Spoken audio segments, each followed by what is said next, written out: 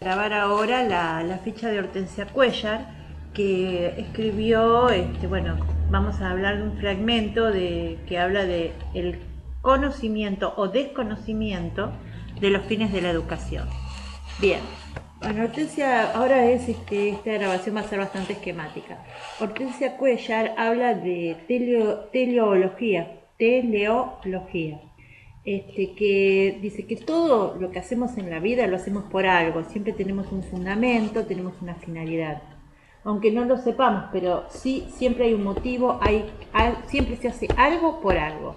En cambio, después también analiza lo que es la mesología, y la mesología, desde el punto de vista de la autora, es el análisis de los medios, la primacía de los medios sobre los fines. Entonces, en este caso es como que se pierde el rumbo. ¿Por qué hago esto? No lo sé. Bueno, un ejemplo de mesología, podemos hablar de las filas entre varones y mujeres.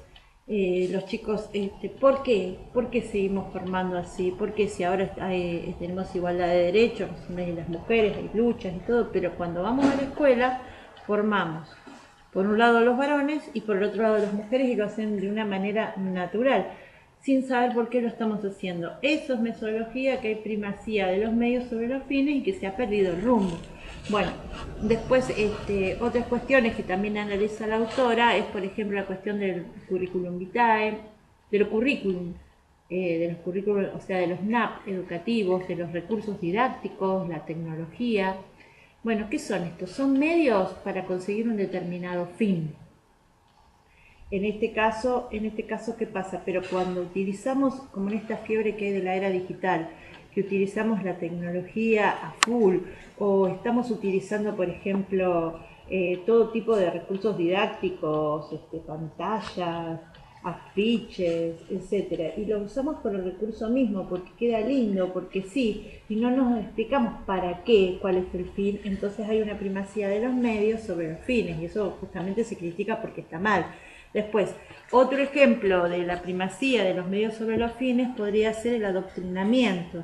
El adoctrinamiento se da dentro de lo que es un gobierno absolutista que a través del sistema educativo busca adoctrinar la mente de los sujetos, de sus habitantes, y lo hace a través del sistema educativo, utilizando el sistema educativo como medio y como medio en sí mismo. O sea, más importante educar como un medio para adoctrinar que el fin de la educación en sí mismo.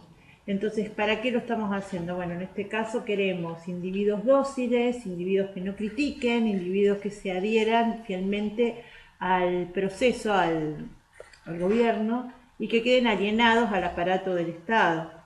Bueno, y eso se hace a través de la educación. Bueno, después, otra de las cuestiones que analiza Hortensia Cuéllar, es lo trascendental y lo inmanente.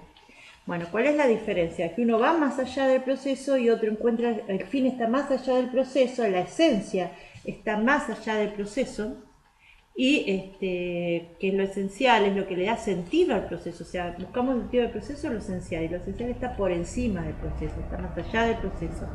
Y utiliza como guía, ¿qué utiliza? ¿A qué recurre? Recurre a los valores, recurre a las ideas, recurre a los pensamientos, que generalmente como son abstractos. Un ejemplo de esos pensamientos abstractos que recurre los fines trascendentales podría ser, por ejemplo, Kant, cuando habla de el fin de la educación es integral, educación del sujeto íntegramente.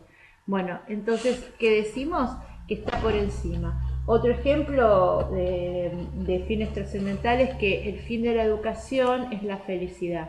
La felicidad es un valor, es abstracto y está por encima del proceso mismo de la educación. Bueno, ahora, la otra cuestión, el otro punto que analiza Florencia Cuéllar es lo inmanente.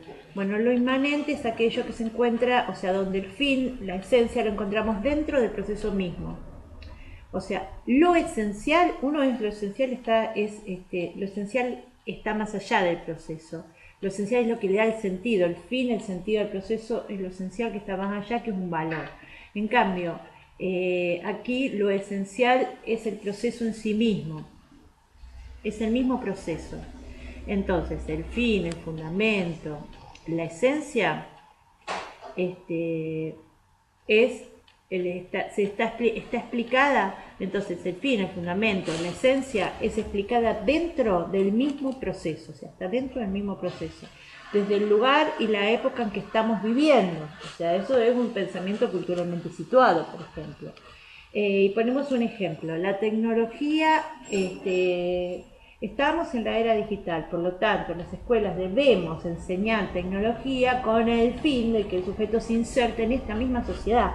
Ese es un fin inmanente, o sea, eso es una aplicación inmanente. Después hay que tener en cuenta que cuando hablamos de procesos, cuando decimos que el fin está en el proceso mismo, los procesos siempre son sociales, no son procesos individuales y dependen de nosotros mismos como sociedad. No tenemos que ir a buscar esos fines más allá de nosotros mismos. Bueno, y después, digamos que hace como un análisis que continúa el autor que sigue, que es las perspectivas ateriológicas. Estas perspectivas dicen lo siguiente: que fines, las acciones siempre, todo lo que hacemos lo hacemos por algo, siempre va a tener fines. Lo que sucede es lo siguiente, que la educación particularmente no tiene fines que estén determinados. En el tema de educación las cosas se hacen porque se hacen. Punto. Bueno, y ahora vamos con el texto de Paciano Fermoso, que habla de lleno de los fines de la educación. Bueno, y tenemos, empieza con las teorías perennialistas y después las teorías antifinalistas. Bueno, la teoría perennialista habla de lo perenne. ¿Lo perenne qué es? Es aquello que no cambia. O sea, no cambia en el tiempo, no cambia en el espacio. Es, por ejemplo, la filosofía analítica. No cambia en el tiempo, no cambia en el espacio. Se aplican fórmulas que son válidas para siempre, por eso son universales. Bueno, entonces la teoría perennialista evidentemente que es trascendental porque va más allá del proceso. El típico de teoría perennialista lo tenemos a Aristóteles, que habla de los medios. Entonces dice que hay una cadena de medios y fines que son inmediatos, que nos conducen a un fin último que es mediato, que es la felicidad. Bueno, después tenemos las teorías antifinalistas, que son ateleológicas. Y estas, bueno, todas se basan en lo mismo, que la educación es un proceso natural. Lo que pasa es que, bueno, van presentando diferentes facetas. Entonces, digamos, la base que podemos decir de las teorías antifinalistas es que la educación es un proceso natural, por lo tanto, el docente solo acompaña, no pueden establecerse fines, por eso es antifinalista, por eso es ateleológica. Bueno, tenemos una primera teoría, que es la teoría naturalista pura, que es la de Rousseau. Entonces Rousseau dice que la educación es un proceso natural en el individuo. Entonces, ¿qué pasa? ¿Cuál es la función del docente? Tiene que respetar ese proceso natural, tiene que respetar los tiempos del educando y tiene que acompañarlo y no ponerle fines. Después, la segunda teoría es el darwinismo social. También habla de que la evolución es un proceso natural. Bueno, pero el darwinismo social habla de que el pez grande se come al pez chico, o sea, que en la sociedad, al igual que en la naturaleza, existen etapas, existen evolución, donde rige la ley del más fuerte. Eso quiere decir que sobrevive el que está más apto para sobrevivir, la supervivencia del más apto. Entonces, es un proceso, como se trata de un proceso natural, la educación también es un proceso natural. La función del docente es acompañar al sujeto en ese proceso natural y el bruto perece. O sea, no hace falta obligarlo ni ponerle un fin. Bueno, después tenemos el conductismo. El conductismo es Skinner. Skinner también dice que también habla de que la educación es un proceso natural, pero habla como que tiene que ver con lo interno, porque habla del conductismo. ¿Qué es la conducta? Bueno, el hombre a través de su conducta responde, es la respuesta a un estímulo. Entonces, ¿cuál es la función del docente? O sea, estímulo-respuesta. Entonces, ¿cuál es la función del docente? Provocar ese estímulo, estimular al alumno para que aprenda, pero es un proceso totalmente natural, por lo tanto no es posible ponerle un fin. Bueno, Y después tenemos el último autor que habla de la sociología de Comte. Y Comte también establece que la educación es un proceso natural, y la educación debe responder a la lógica histórica. Entonces, por lo tanto, el docente tiene que acompañar al niño, porque la educación, o sea, por eso no hay fin educativo. Bueno, entonces en este caso, bueno, él establece la ontogenia. La ontogenia del individuo, o sea, nacemos, somos niños, somos adolescentes, somos adultos y nos morimos. Esa es la ontogenia, cómo el hombre se va desarrollando. Bueno, entonces hace una analogía de que como el hombre se va desarrollando, así se desarrolla la sociedad y así va evolucionando la sociedad. Entonces tenemos, por ejemplo, la sociedad primitiva se encuentra en la infancia de la historia. ¿Por qué? Porque su pensamiento es mágico-religioso. La sociedad medieval se encuentra en la adolescencia de la historia. ¿Por qué? Porque su pensamiento es lógico, pero con resabios de religioso, por la primacía de la Iglesia Católica. Y después tenemos la sociedad moderna, que se encuentra en la etapa de la adultez, porque se trata de la civilización, su pensamiento es racional, netamente lógico, sí, y su pensamiento es totalmente lógico, bueno, y habla de la ciencia. Por lo tanto, dice que la educación tiene que responder a la lógica histórica. Entonces, no hay fin de la educación porque la lógica histórica habla de la evolución. No hay un fin de la educación determinado y el docente tiene que limitarse a acompañar al alumno. Bueno, ahora vamos a ir a Paciano Fermoso y vamos a hablar, vamos a retomar, Paciano Fermoso retoma las ideas de Cirigliano sobre Dewey. Bueno, entonces, primero va a ser una especie de desarrollo, o sea, retoma la clase anterior y habla de lo trascendental y lo de lo inmanente. Y dice que lo trascendental casi siempre es lo religioso, por ejemplo, claro, porque son valores que están más allá del proceso. Si hablamos de lo religioso, Dios está por fuera y fundamenta lo creado. O sea, Dios está por fuera y fundamenta la creación. ¿Por qué existe el hombre? Porque Dios lo hizo. Y Dios está por encima y lo ve todo, es omnipresente, omnipotente. Bueno, después tenemos lo inmanente. Entonces, bueno, lo inmanente generalmente con qué lo identificamos, con lo histórico, porque es el proceso mismo, se da al fin dentro del mismo proceso y es más cercano y es más concreto a nosotros. Bueno, después hace como una especie de desarrollo de Comte y dice que, claro, porque Comte es positivista, habla de la sociología y habla también de lo que es el proceso evolutivo. Y dice que el proceso evolutivo es tanto en la historia como en la educación es un proceso natural, continúa su camino, ¿no? Su línea, como nacemos, crecemos y nos morimos, somos niños, somos adolescentes y somos adultos. Eso es un proceso natural que se da a través de la ontogénesis, que son las distintas etapas de desarrollo del ser humano. Entonces no hay fin, hay una línea evolutiva que se da, eso sí se da, Comte también es inmanentista, porque se da dentro del mismo proceso. El hombre, estamos hablando de la vida del hombre y su desarrollo se da dentro del mismo proceso. Lo que sucede es lo siguiente, que no hay un fin que sea trascendente, sino que vamos como pasando, ¿no? De una etapa hacia la otra y es un proceso natural, por lo tanto el docente debe acompañar y no puede establecer un fin, o sea, la función del docente es acompañar. Y después también lo tenemos a Rousseau, que también habla justamente de lo mismo, que la educación es un proceso natural y el docente tiene que acompañar al individuo dentro del proceso educativo, que también es un proceso evolutivo. Bueno, y ahora tenemos el desarrollo del pensamiento de Dewey. Y Dewey dice que toda acción tiene una intención.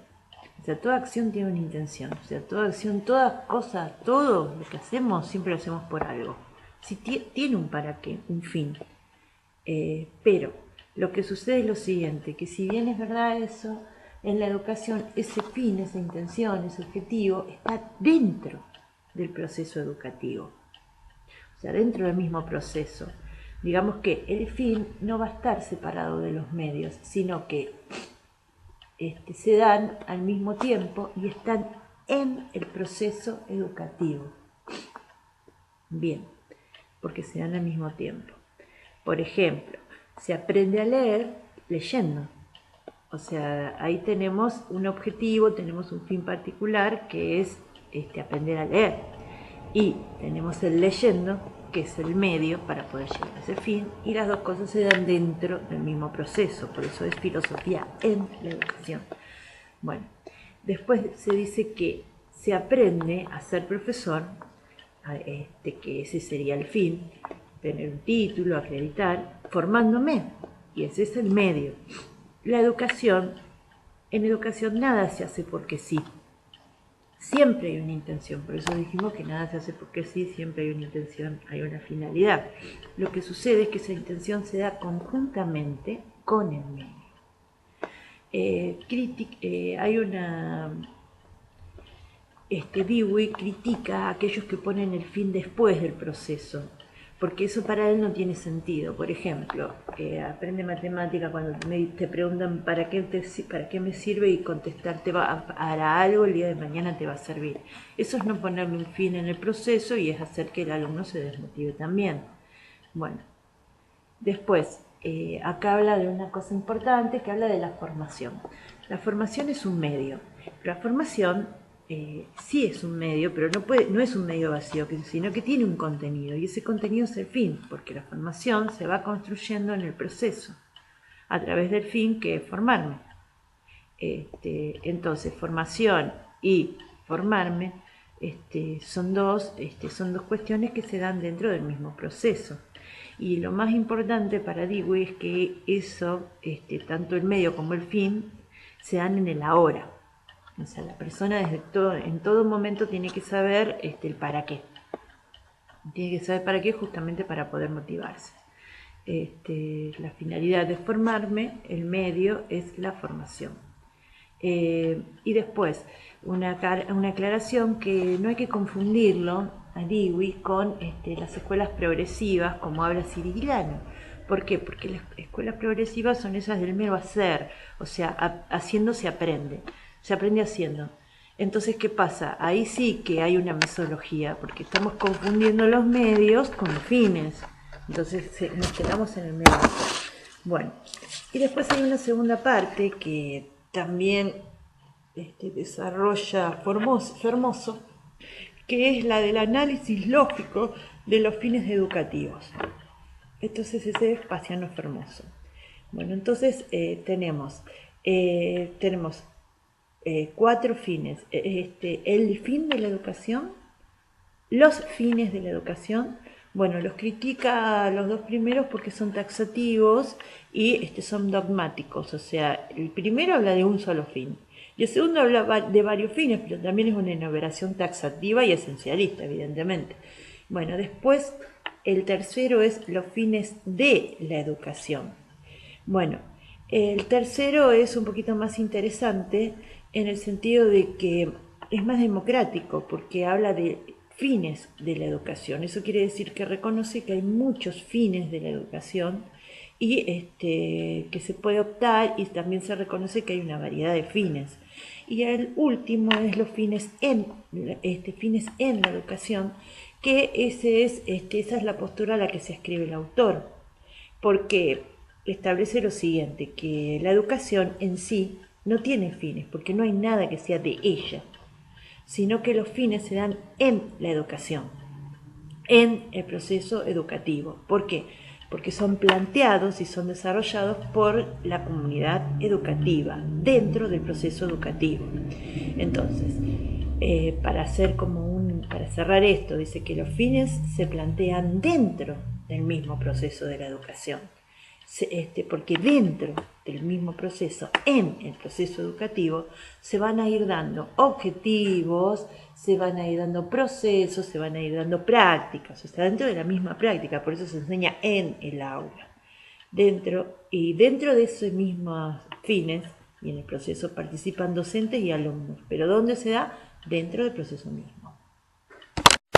Bueno, ahora vamos a ir a la clase 13, también se desarrolla a Vespasiano Formoso, que a su vez se remite a Cirigliano.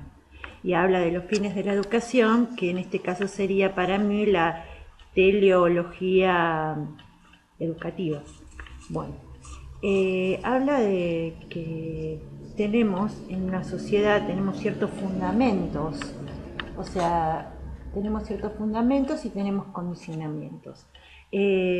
Los condicionamientos tenemos, por ejemplo, tenemos condicionamientos políticos, económicos, sociales y culturales. Y después, por otro lado, también tenemos fundamentos que son los que definen los fines de la educación. O sea, ¿qué es lo que estamos viendo acá? ¿Qué hay detrás de todo eso? ¿Y qué es lo que hace la teología? La teleología se encarga de ver qué hay detrás de la educación, qué hay detrás de todos estos fundamentos y qué hay detrás de todos estos condicionamientos. Los fines de la educación, entonces, para mí son culturalmente situados, porque dependen de lo que pasa en cada sociedad. Entonces, la axiología, ¿de qué se encarga la axiología? La axiología se encarga de establecer que tenemos que cada persona tiene una estructura de valores y está atravesada inconscientemente, porque nos formamos así. Por ejemplo, ¿de qué se encarga? La axiología se encarga de analizar cuál es nuestra escala de valores y sobre todo que son internos, ¿no? Porque se encarga justamente de la ética y de la ética profesional, y que pueden variar de acuerdo a cada sociedad y de acuerdo también a cada persona. Bueno, entonces, la base de los fundamentos axiológicos, los fines de la educación y los fundamentos antropológicos están ¿dónde? En la idea de hombre. Que tiene cada sociedad. Entonces, ¿qué tipo? Entonces, a la pregunta que nos hacemos con respecto a la idea de hombre es ¿qué tipo de hombre queremos formar? ¿Con qué valores? Bueno, entonces ahí tenemos lo que es el principio de la realidad. Por ejemplo, tenemos el fundamento sociológico. Este fundamento sociológico nos habla del principio de realidad. El principio de realidad es la regulación de las conductas a través de la educación para hacer posible la convivencia social, o sea, es cuando se convierte el hombre en persona. Entonces, formamos para que se desenvuelvan mejor en sociedad. ¿Y con qué los formamos? Los formamos con valores y los formamos con habilidades.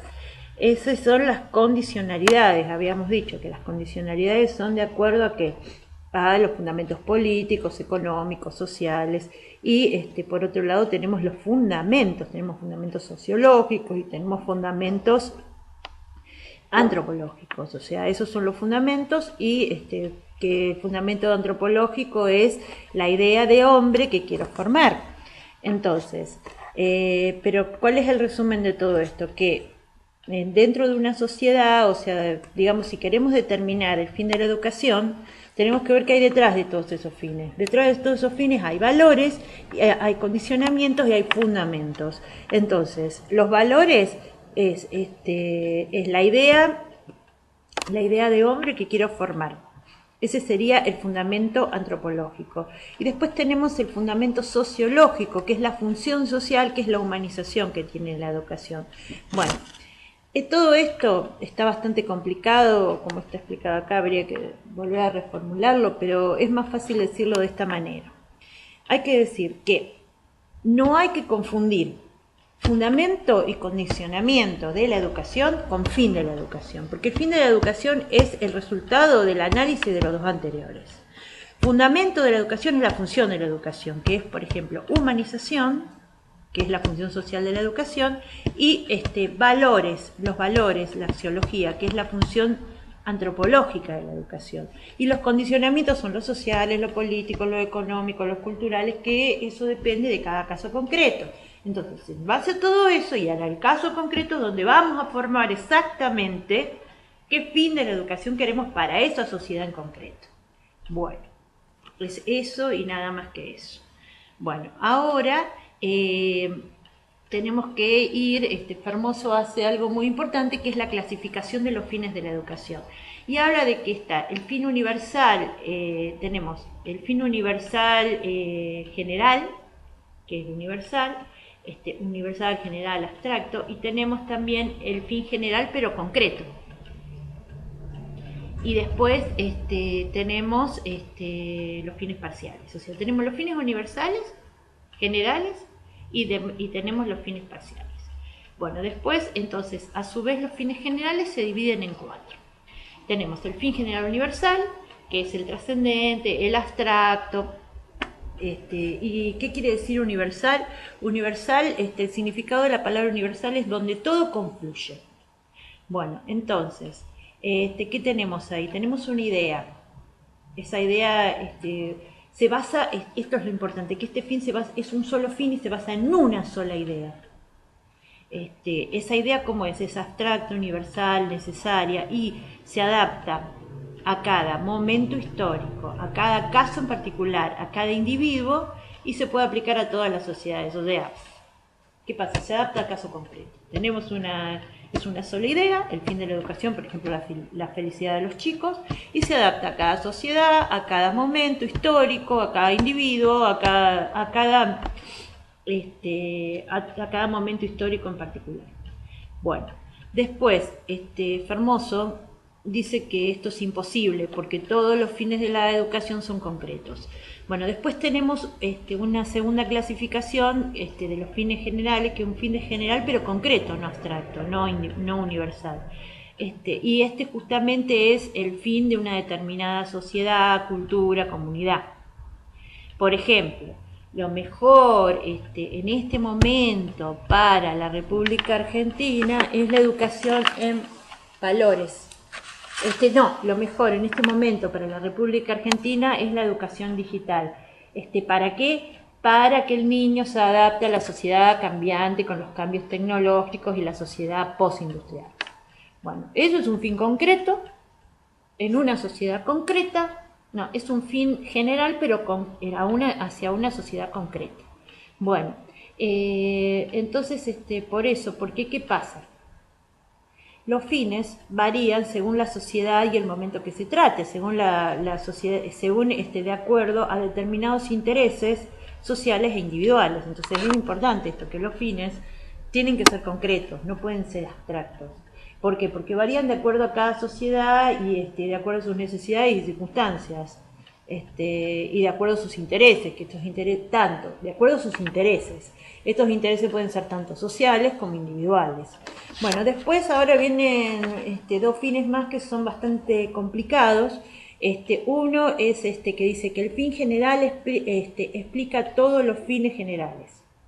El fin general que explica todos los fines generales. Bueno, pero esto lo critica Fermoso y dice que es una fórmula. Por ejemplo, el fin de la educación es adaptar al educando al educador. Bueno, pero es una fórmula, es un modo de hacer las cosas, no es un fin. Bueno, y después, la otra postura, el último dice, el fin general que se identifica con el ser de la educación, o sea, que se identifica con la esencia. Y también se lo critica, porque se confunde el fin de la educación con la función de la educación, con el ser, esencia, función de la educación. O sea, se confunde el fin de la educación con la esencia de la educación, con el ser y con su función. Bueno, por ejemplo, el fin de la función de la educación sería la idea de hombre que se quiere formar, los valores que se quieren transmitir, la sociedad, el tipo de inclusión, la sociedad en la que se quiere incluir, o sea, el tipo de inclusión social que se quiere trabajar. Bueno, estos son fundamentos, no son fines, sino que son fundamentos, digamos que son la base para poder construir los fines. Yo tengo una idea de hombre, bueno, un hombre práctico. Bueno, entonces, ¿qué pasa? De acuerdo a esa idea de hombre, voy a establecer cuáles son los fines que yo quiero para mi educación. Entonces, para poder hablar de fines, no los puedo fijar en abstracto, sino que tengo que fijarlos, tengo que situacionarlos, o sea, tengo que ir al caso concreto, a la sociedad concreta y al tipo de hombre de acuerdo con base a las necesidades y a los valores que están en juego en ese momento y en ese lugar. Bien, bueno, ahora vienen los fines parciales y las distintas perspectivas. Esto depende, con respecto a los fines parciales, es según la perspectiva de cada autor. Y también depende si para ese autor es posible que haya fines universales o no. Por ejemplo, para Aristóteles sí es posible que haya un fin universal. En este caso sería la felicidad. Entonces, ¿qué son esos fines parciales? Bueno, los fines parciales son aquellos, o sea, son fines parciales, concretos, inmediatos, o sea, son aquellos fines inmediatos que que van construyendo el fin inmediato, el fin último inmediato, que es la felicidad. Bueno, después dice Fermoso, dice que en la educación no hay fines generales. Hay fines, o sea, no hay, sí hay fines generales, sí hay fines generales, lo que no son es universales y abstractos, sino que hay fines generales que son concretos. ¿Por qué? Porque responden a las necesidades epocales, a las necesidades de cada lugar. Por ejemplo, el fin de la educación de los estados nacionales era formar ciudadanos. ¿Para qué? Porque tenían un objetivo, que era la cohesión social, que ese era el valor que estaba en juego. Bueno, hoy en la República Argentina el fin de la educación, el fin es formar en habilidades tecnológicas para poder insertarlo al alumno en una sociedad digital. Bueno, entonces, lo que establece de que los fines particulares de la educación varían, el autor hace una taxonomía de estos valores, ¿no? Y estos fines varían de acuerdo al autor, de acuerdo a su perspectiva y de acuerdo a la facultad que quiera desarrollar, a las facultades específicas que quieran perfeccionar. Bueno, entonces, ¿cuáles son los parciales? Por ejemplo, tenemos la función social individual, tenemos el desarrollo individual y la función social, tenemos la humanización, tenemos la socialización, tenemos la antropogénesis, o sea, depende del autor. Entonces, después, la ciencia que estudia los fines es la teleología y la que estudia los medios es la mesología, pero se aclara que no hay fines sin medios ni medios sin fines, o sea, es algo así. Listo. Bueno, ahora vamos a grabar la ficha de Screenshot que escribió un artículo que se llama Valores y Enseñanza. Bueno, y lo primero que se pregunta, o sea, lo que va a desarrollar es si debemos o no respetar la autoridad. Bueno, entonces existe un primer fundamento moral básico que dice, se respeta que es el que estructura la lógica institucional. Y dice, se respeta la autoridad porque representa un orden, esa autoridad, y que está por encima de mí. O sea, se respeta la autoridad porque es la autoridad y punto. Y como es la autoridad, no se puede alterar ese orden, porque no puede haber insubordinación, que justamente alterar ese orden. Después, una segunda postura establece de que se respeta la autoridad por reconocimiento y legitimación.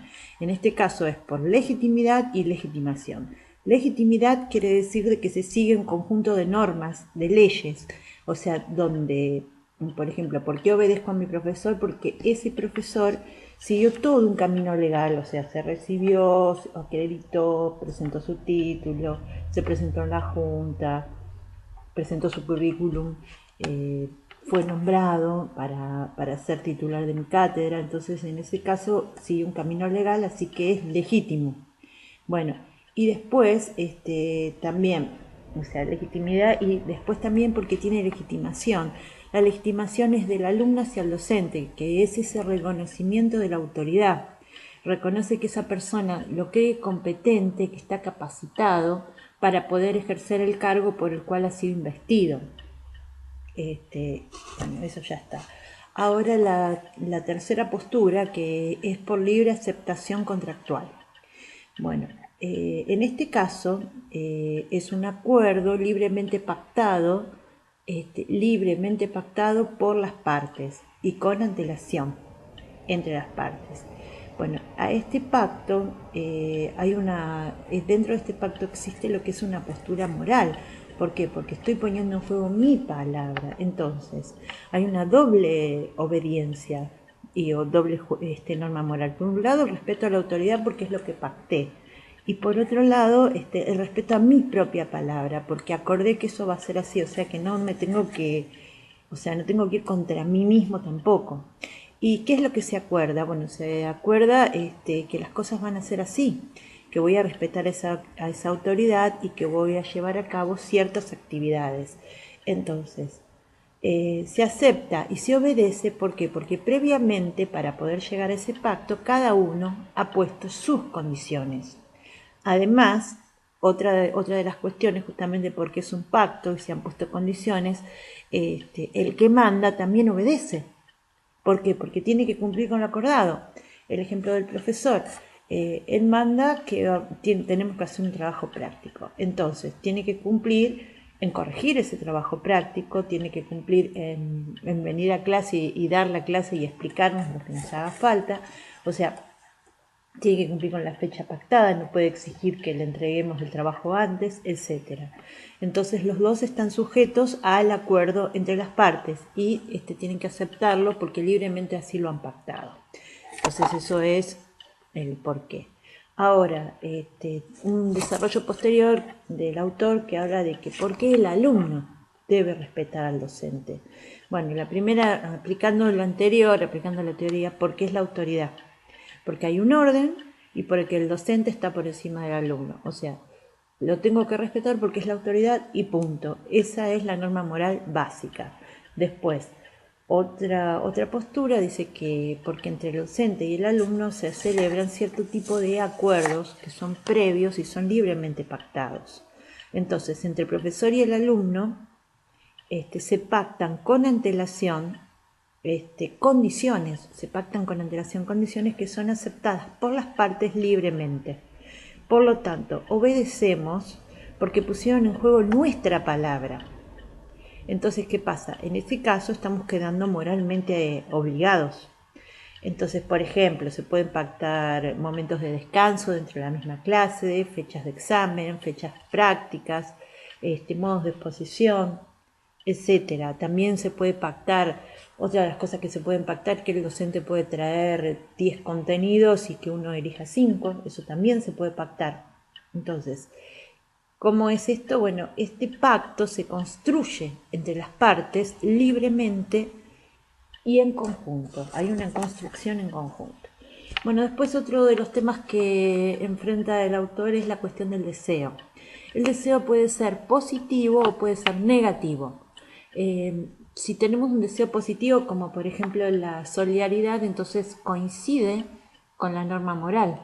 Pero si tenemos un deseo negativo, como por ejemplo la violencia, en este caso no coincide con la norma moral y ese tipo de violencia, que son esas pulsiones de muerte, pulsiones negativas, son reguladas por el principio de realidad que utiliza como conducto la educación para poder sublimar nuestras pulsiones y reconducirlas. O sea, y eso es la regulación de nuestras conductas. Bien, ahora tenemos la diferencia entre la ética y la moral. Bueno, ¿qué es la moral? Bueno, la moral es un conjunto de normas y valores abstractos que son construcciones epocales, o sea, son construcciones culturalmente situadas que varían según la época, según el sujeto, según la cultura. Y estas normas son las que establecen qué es lo que está bien y qué es lo que está mal para toda una sociedad en un momento determinado, porque ya dijimos que cambia. En cambio, la ética es más personal. ¿Por qué? Porque soy yo el que decido si acepto o no acepto determinadas normas, determinados valores, de acuerdo a que conforme a una escala personal de valores. Bueno, listo, eso también. Vamos a grabar la clase de 15, que es la de Scriptman, que habla de valores y enseñanza. Y a la pregunta de por qué se obedecen las normas morales, tenemos dos tipos de perspectiva, una perspectiva comunitaria y una perspectiva individual. La perspectiva comunitaria es la perspectiva tradicional, el status quo, la conservadora, que dice que entiende que es el deber ser y que así debe ser. O sea, las normas morales están dadas y por lo tanto debo respetarlas. O sea, es lo mismo que habíamos dicho antes. ¿Por qué tengo que respetar a la autoridad? Porque es la autoridad. Y es un argumento, y esto se trata de un argumento tautológico. ¿Por qué es tautológico? Bueno, porque se apoya en nociones, los argumentos tautológicos son aquellos que se apoyan en nociones que no tienen un sustento práctico. Entonces, bueno, a esto se le llama círculo lógico. Se le llama círculo lógico porque es un círculo que se encierra en sí mismo. ¿Por qué tengo que obedecer a la autoridad? Porque es la autoridad. ¿Por qué tengo que obedecer? Porque sí, porque es natural, porque se dice, porque es lógico, porque es sabido, porque siempre fue así. Esos son todos argumentos tautológicos. Y entonces estamos dentro de lo que son las nociones de la moral.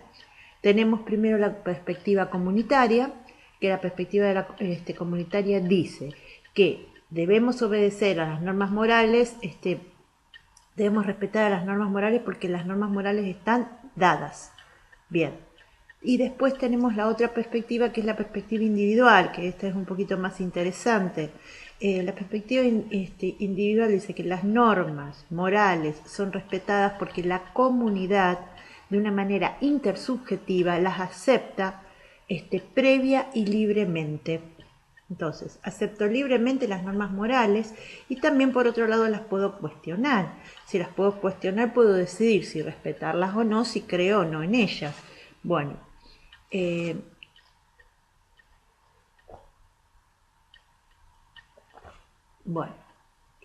después, bueno, si creo o no en ella. Bueno, hasta ahí llegó la perspectiva individual. Y bueno, y después tenemos otro tema que es el eje central de Scridman, que habla de la objetividad de las normas morales. Bueno, entonces, cuando hablamos de objetividad nos estamos refiriendo a que normas perennes, absolutas y universales. Entonces, está diciendo de que se trata de normas, o sea, teorías perennialistas. Se trata de normas morales, hay normas morales que son universales y abstractas. Estas normas universales y abstractas, ¿qué pasa? Están por encima de todas las culturas y le dan un sentido. O sea, las normas morales son aquellas que están, las normas morales objetivas son aquellas que son abstractas, absolutas, tienen validez absoluta y están por encima de todas las culturas. Y son las que le dan un sentido. O sea, rigen para toda la humanidad, son las que rigen para toda la humanidad en el tiempo y en el espacio. O sea, rigen para toda la humanidad, se aplican a todos los casos concretos, a toda la humanidad, a todos los individuos, a todos los casos concretos, en todas las culturas, en todos los tiempos. ¿Por qué? Porque se adaptan. Entonces, Kant ha desarrollado, bueno, Kant está de acuerdo con esta postura, que sí existen normas morales objetivas y habla de lo que es el imperativo categórico. Bueno, el imperativo categórico, para definir lo que es, se trata de un argumento por negación, por anulación, no por negación, por anulación. Va a responder el imperativo categórico va a responder a la pregunta: ¿cuándo nos damos cuenta si nuestra conducta está bien o está mal? Si lo que estamos haciendo está bien o está mal. En mi obrar individual, en mi conducta, por ejemplo, ¿está bien robar? ¿Y qué pasaría si todos roban? Ese sería el planteo universal. Entonces, por lo tanto, no habría propiedad privada. Ese sería el argumento por anulación. Mi acción individual que viene a anular, o sea, el universal, todos roban, viene a anular mi acción individual, que es robar. Bueno, pero Kant no sirve para o sea, las doctrinas, las teorías han ido avanzando después de Kant y hemos llegado a una conclusión de lo que existe en realidad es el imperativo, existe lo que es el relativismo cultural. O sea, no estamos hablando de la cultura de la humanidad, sino que estamos hablando de las culturas. Hay todas las culturas son diferentes y tienen líneas paralelas. Entonces, ¿qué pasa? La teoría de Kant, porque, bueno, esto es como que viene a destruir toda esta estructura, porque la teoría de Kant se basa en las conductas individuales y existen sociedades donde no se concibe la conducta individual, o tampoco se concibe la propiedad privada. Entonces, por lo tanto, no hay normas morales objetivas, porque no son aplicables a todos los tiempos y a todas las culturas y en todo momento y en todo lugar. Entonces, también tenemos que decir una cosa, que en realidad, y esto es lo más importante, que las normas morales son construcciones intersubjetivas, sociales, o sea que no son individuales. Y como son construcciones hechas por los hombres, entonces por eso van a ir cambiando. Entonces, si van cambiando, no pueden ser objetivas, ni tampoco pueden ser absolutas, sino que son relativas al caso concreto, a los casos, o sea, porque a los casos y a la moral. Lo que pasa es lo siguiente, que es evidente que si son estructuras van a ir cambiando lentamente con el tiempo, no van a cambiar de golpe, porque si no sería coyuntura. Bueno, entonces, acá esta postura dice que vuelve a repetir lo mismo que estamos hablando dentro de la perspectiva individual. Que dice que nosotros respetamos a la norma, ¿por qué? Porque contribuimos a construirla, porque la construimos nosotros, contribuimos a construirla porque estamos de acuerdo, porque es una construcción intersubjetiva, es libre, su aceptación es libre y porque entonces aceptamos la norma, ¿por qué? Porque ayudamos a construirla libremente, porque nos pusimos de acuerdo. Eso es como un contrato. Bueno, la moral, la teoría moral, es la realidad. Entonces la realidad está relacionada con la construcción de los individuos. Sobre qué normas se consideran básicas para obedecer. Esto es muy importante. Entonces, la moral es la realidad. La vida real. La moral es la realidad. Y la realidad es una construcción intersubjetiva.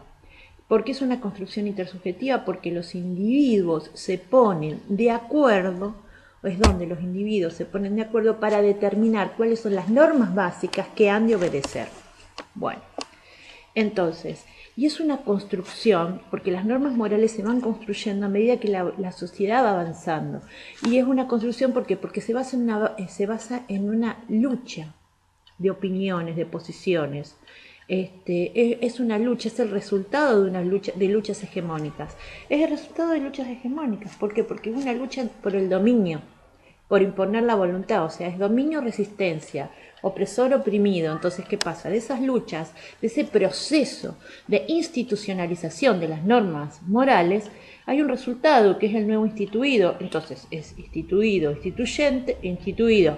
Por eso instituyente, el nuevo instituido. Eso sería el esquema, por eso estamos hablando de que las sociedades cambian. Bueno, y ahora tenemos otra pregunta que es también eje de Friedman, que pregunta, ¿cuál es el límite para aceptar las normas de cada cultura? Bueno, entonces, esto es importante, el límite no se lo tiene que buscar afuera, sino que se lo tiene que buscar dentro de cada cultura. ¿Y quiénes son los que van a poner ese límite? Los mismos afectados, los mismos degradados, los mismos violentados. Entonces, ¿qué pasa? Luego, primero notan que son afectados, luego empiezan a cuestionar esa norma moral. Después de que la cuestionan, o sea que se preguntan, se critican la norma, se empiezan a movilizar contra esa norma. Por ejemplo, los movimientos feministas contra la opresión patriarcal. Y luego es cuando se empiezan y ahí es donde se produce esa lucha por el dominio del significado. Entonces ahí en esa lucha por el dominio del significado es donde empiezan a cambiar, a modificarse lentamente las estructuras y establecen un nuevo instituido. Entonces por eso, por lo tanto, podemos decir que no existen las normas objetivas. ¿Por qué? Porque es el resultado de luchas por el dominio y son luchas intersubjetivas. Entonces, si somos sujetos, no somos objetos. Entonces, por eso no existe una moral objetiva, sino que es el fruto de un acuerdo intersubjetivo de opiniones, de voluntades, que es libre, acordada y previa. Bien, entonces el límite, ojo, podemos tener normas que rijan nuestra sociedad, pero el límite lo ponemos nosotros. Bueno, dentro de la misma sociedad. Entonces, ¿qué dice? Por eso, otra vez, no hay normas objetivas. La realidad es una construcción, o sea, porque eso es importante, que la realidad es una construcción intersubjetiva. Entonces, ¿por qué es una construcción? Porque va cambiando. Y a la realidad sí se la debe respetar. ¿Por qué se la debe respetar? Porque nos pusimos de acuerdo. Entonces, como nos pusimos de acuerdo, somos nosotros mismos los que dijimos que estábamos de acuerdo, los que ponemos el límite y las respetamos y creemos en ellas. Pero si no creemos en ellas, por más que existan en nuestra sociedad, que sea una fuerza que está por encima de nosotros, vamos a movilizarnos dentro de nuestra sociedad como afectados para poder cambiar esa estructura. Por eso, otra vez, su cumplimiento depende del acuerdo intersubjetivo de voluntades de los miembros de esa cultura. Bueno, entonces, objetividad y límites van de la mano. Bueno, después también tenemos otro tema que es el tema de la felicidad. Bueno, el tema de la felicidad, bueno, estamos hablando como un valor absoluto. ¿Qué significa la felicidad? La felicidad significa estar mejor. Entonces, ¿a qué apunta una moral? La moral de una sociedad apunta a que nosotros estemos mejor. Y la moral apunta a que estemos mejor. Pero es un fin general que va más allá de los fines concretos. O sea, la felicidad es un fin general, más allá de los fines concretos. Se puede establecer como fin general de la educación la felicidad, depende de la concepción. Pero y tenemos que, si pensamos que, porque no todos dentro de un sistema educativo van a ser felices con la educación, porque la educación requiere mucho esfuerzo, pero si estamos hablando de que la felicidad tiene que ver con el desarrollo grato del proceso educativo, con que los chicos se sientan cómodos, que estén motivados, que tengan ganas de estudiar, que disfruten y se sientan bien, que sean felices, entonces que disfruten, se sientan bien y sean felices, ese sí puede ser la felicidad, pero lo que aclara Schliemann, que la felicidad no es un fin exclusivo de la educación. Vamos a empezar con la ficha 16, que es la que habla de Kneller, y se titula La educación y los valores culturales. Bueno, aquí se ven tres aspectos, o sea, vamos a ver tres aspectos que están interrelacionados. Justamente lo está diciendo el título, la cultura, los valores y la educación. Bueno, primero entonces acá vamos a hablar como que hay distintas brechas. Tenemos una brecha que existe entre lo que es la cultura ideal y la cultura manifiesta. Bueno, entonces hace un desarrollo y habla del malestar de la cultura, y frente al malestar de la cultura tenemos tres opciones, que es robar, suicidarnos o conformarnos. Y eso implica una frustración. Bueno, después vamos desarrollando también de que la cultura ideal siempre va a ser social, no individual.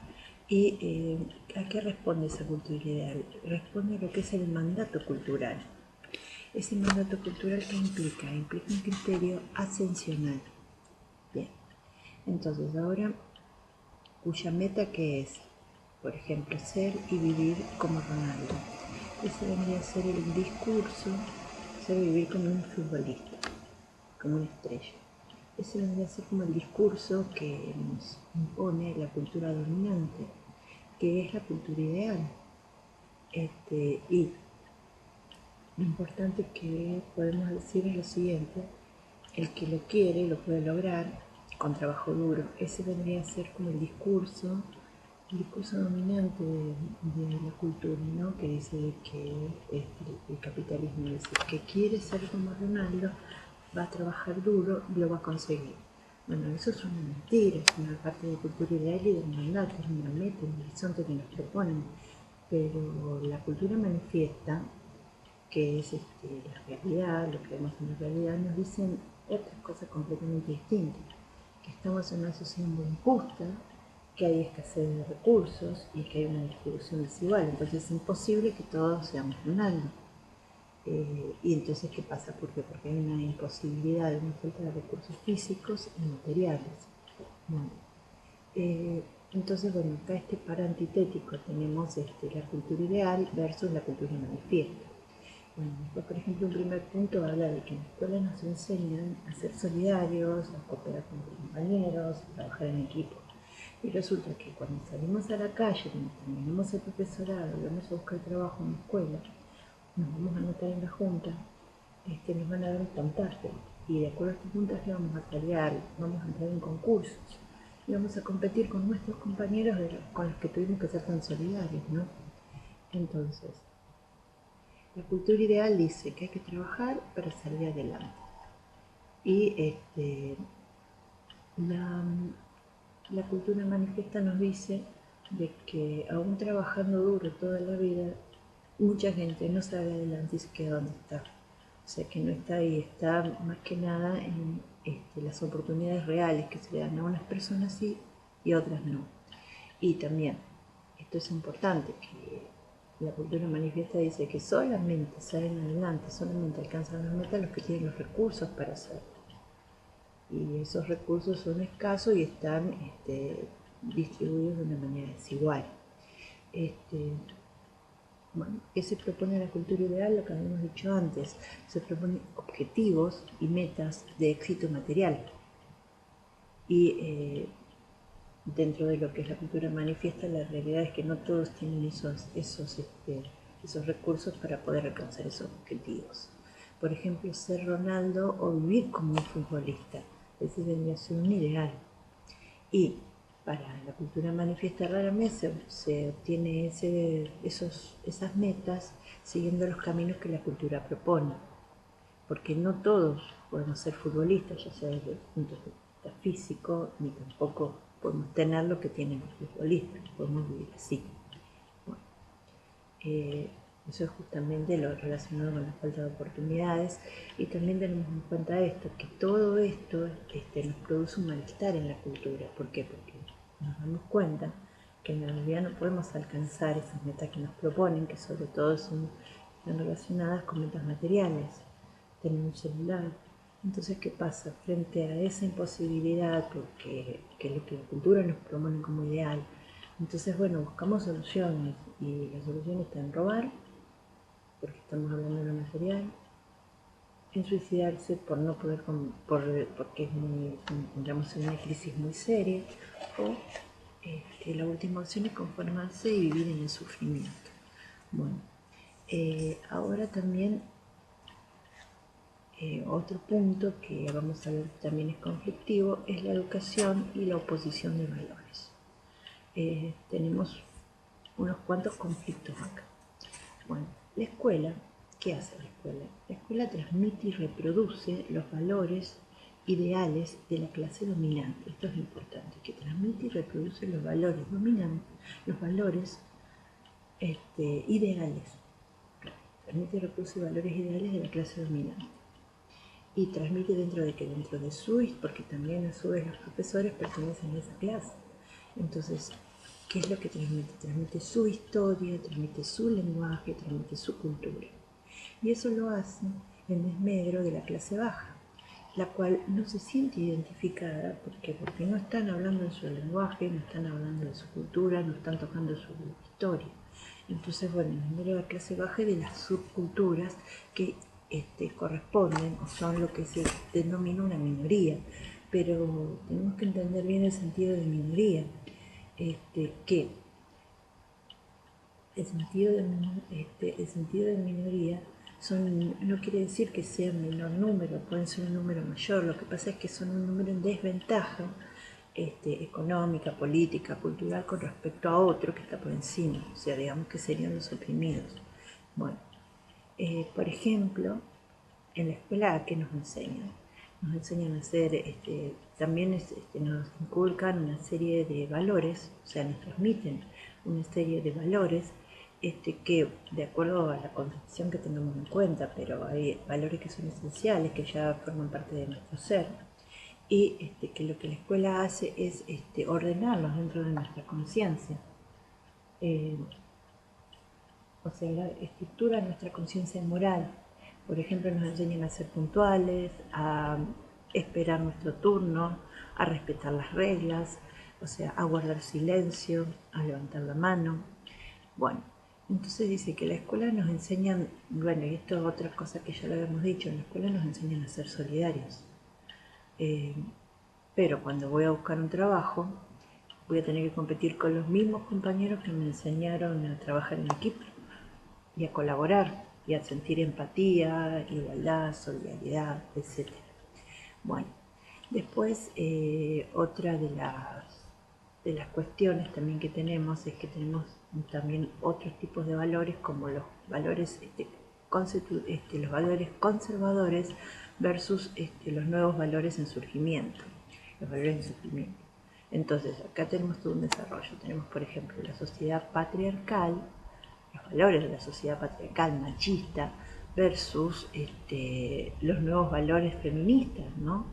Que es la liberación femenina y que hay que tener en cuenta que la liberación femenina es fruto de una lucha, de un movimiento, de personas que se sintieron dentro de esa cultura afectada y salieron a luchar por la reivindicación de sus derechos, y de esa lucha, o sea que son fuerzas instituyentes, surgen nuevos instituir, que son nuevos derechos, pero tenemos que tener en cuenta una cosa, que los valores, claro, los valores tradicionales, siempre están intentando infiltrarse.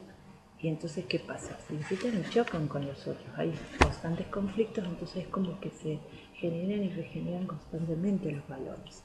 Después, otra de las pares antitéticos tenemos la sociedad agraria. Por ejemplo, se analiza la sociedad de Estados Unidos, que era una sociedad austera, aséptica, reprimida a nivel sexual, que pura, que compraba al contado.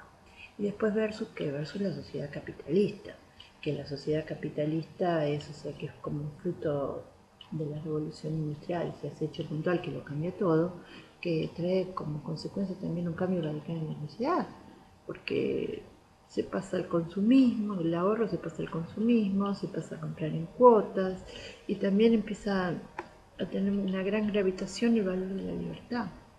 Entonces esa vida escéptica se va dejando como de lado, ¿no? Bueno, todo cambia, bueno, con el proceso de la revolución industrial todo cambia, entonces también cambia la estructura social de los valores. Los valores socialmente estructurados, por eso tenemos que son nuevos valores en surgimiento. Bueno, después, esto mismo también se aplica a la educación. Y por ejemplo, dentro de lo que son los valores tradicionales, los valores conservadores, tenemos a las generaciones anteriores, que es la generación adulta. Esa generación ya está formada, ya tiene los valores arraigados en su conciencia moral. Entonces, ¿qué pasa? Su cultura ya está formada en ideas y en valores. Y tenemos a las nuevas generaciones, que las nuevas generaciones son más permeables, más maleables a los nuevos valores. Entonces, ¿qué pasa? Las nuevas generaciones, o sea, los jóvenes, siempre han sido objeto de transmisión de las nuevas ideas y de los nuevos valores. Y ese ejemplo siempre lo ha aplicado España. España la tiene muy clara. España en América, ¿qué es lo que hizo España? Bueno, conquistó, dominó, colonizó. Y la colonización era la educación, la formación en conciencia moral de los nuevos valores. Y formaron nuevos valores porque ellos se iban a ir y nosotros nos íbamos a quedar. Necesitaban una nueva generación de clase dirigente. Y a ellos lo formaron en conciencia de que los nuevos valores eran lo mejor, que eran más avanzados, que era la civilización, que era lo bueno. Entonces, bueno, lo más valioso. Entonces, que estaba bien lo que estaba pasando. Bueno, después otro par antitético que podemos hablar es en cuanto a la familia tradicional judío-cristiana, que es la familia tipo, y donde de acuerdo a la moral religiosa no se acepta otro tipo de familia. Y después, dentro de lo que son los nuevos valores, tenemos el surgimiento de las constelaciones, de las nuevas constelaciones familiares, que son otros valores, son otras familias y son otros nuevos modos de relacionarse. Pero siempre vamos a hablar de lo que es ese conflicto que hay entre uno y otro.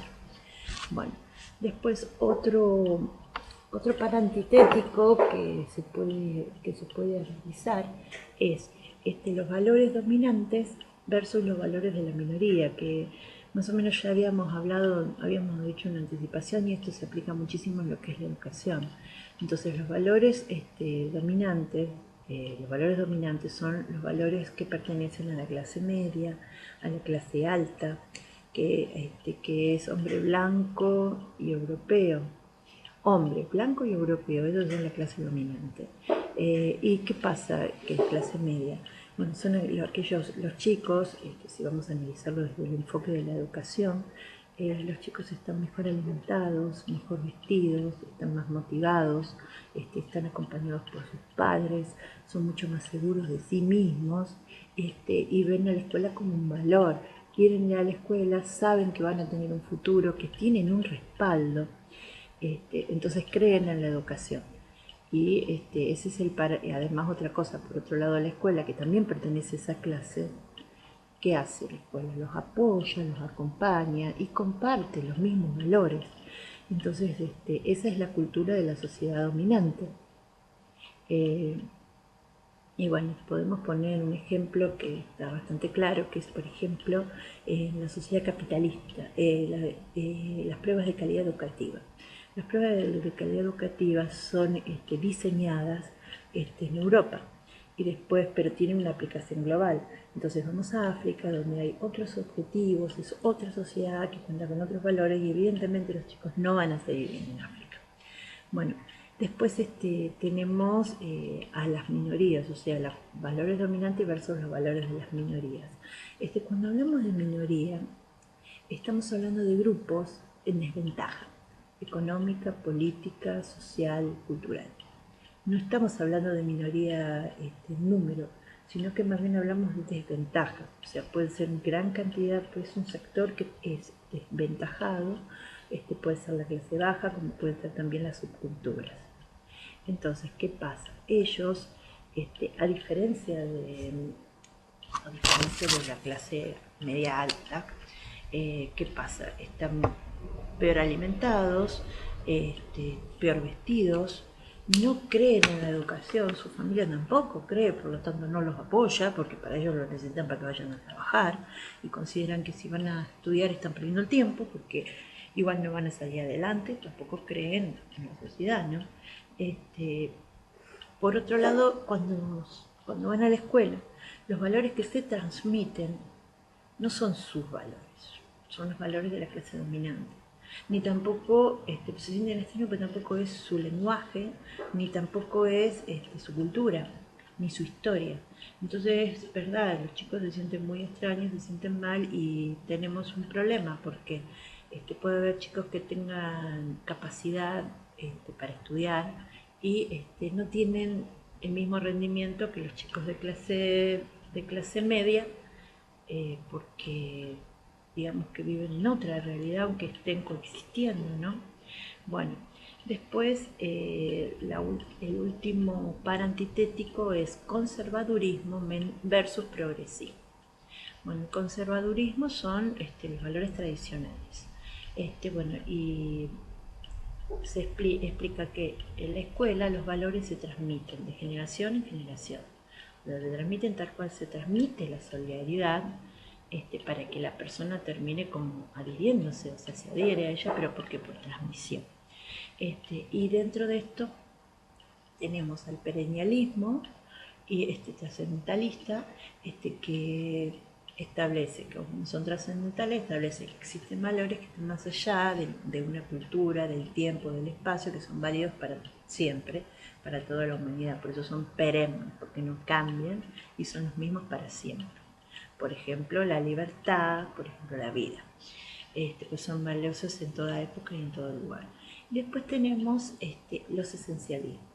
Los esencialismos dicen que existen valores que hacen al ser del individuo. O sea, que estaban, ya los tenían. Lo que sucede es lo siguiente, que la escuela, a través de la formación, es una formación en valores, y lo que hace en sí es inculcarles una conciencia moral de esa escala de esos valores. O sea, se encarga de hacer una estructuración de la conciencia moral de aquellos valores. Bueno, por ejemplo, en la escuela se refuerzan valores tales como la puntualidad, el respeto por las reglas de juego, etc. Bueno, entonces, y después, por otro lado, tenemos los valores progresivos. Los valores progresivos tienen una norma que dice que no se transmiten. Los valores progresivos se muestran en la escuela, se enseñan. Enseñar como sinónimo de mostrar. Se enseñan. ¿Y se enseñan para qué? Para que el alumno, conjuntamente con el maestro, los reflexionen, los analicen, los problematicen y luego de seguir ese proceso vayan construyendo su propia escala de valores.